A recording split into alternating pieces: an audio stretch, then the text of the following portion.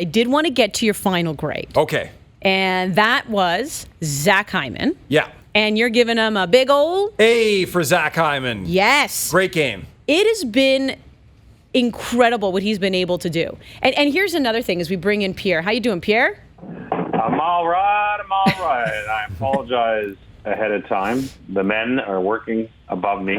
Oh. Lots of hammering away. I'm so excited. Are we going to have another chair moment? Renos. Yeah, the Renos are going to be 2 years old in June. Oh, Pierre, I feel for you, 2 man. years. Living in a construction site for 2 years.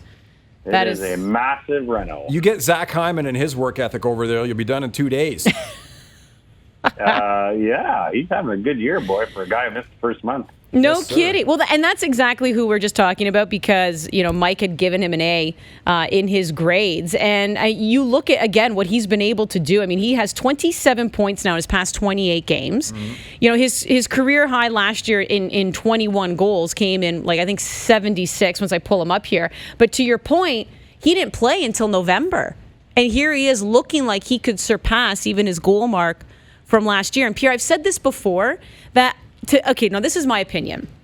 I feel that a lot of people didn't give Zach Hyman the credit because Babcock talked about him so much that it just became, you're going to praise him so much, so we're just going to go the opposite way. But now that we're just able to enjoy him out on the ice and not have somebody try to jam him down our throats, you can actually really appreciate what he means to this team.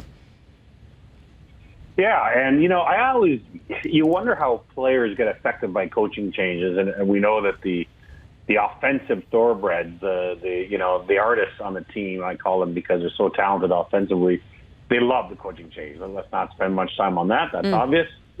But I wondered how a guy like Zach Hyman was going to react because he was a favorite of Mike Babcock's. He got used a lot in key situations. I know that when the coaching change happened, I saw some observers think, oh, maybe a bottom six role now for Zach Hyman. No, because Sheldon Keefe realized something too. Yeah, well, Sheldon Keefe tried him on that third line, remember? I agreed with it just if you wanted to create a shutdown line because he's so good. But I think Hyman was like, no, bud, top six. Let me prove it to you. Well, because as Mike Babcock used to say, someone's got to go get the puck. Yeah. And that's what he does so well. He's almost a poor man's Brendan Gallagher. Brendan Gallagher's a little more offensive, 30-goal scorer. But in terms of the way both players can drive a shift with their work ethic and being the first on loose pucks and all that stuff that I know I'd Kelly the first to say, people in the analytics world aren't always excited by that stuff, but it's still part of the game. Well, I'll tell you why. And you see it with Hyman. Yeah, you're totally right. I'll tell you why it excites me in the stuff that I look at is one of the things that we track is loose puck recoveries in the offensive zone and puck battles won in the offensive zone or any zone for that matter. And Hyman, when he misses games, you could do per game, whatever, but over the course of a season, every year is right up at the top of the NHL, if not first, in how many battles he wins in the O zone, how many loose pucks that he gets to. And you know what? He loses a ton of battles too.